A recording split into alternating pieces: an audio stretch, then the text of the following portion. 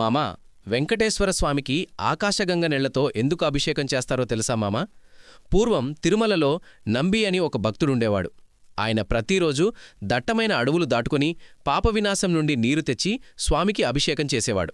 ఒకరోజు తిరిగి వస్తుంటే ఒక వేటగాడు వచ్చి, నాకు దాహంగా ఉంది, కొంచెం నీళ్ళివ్వండి అని అడిగాడు.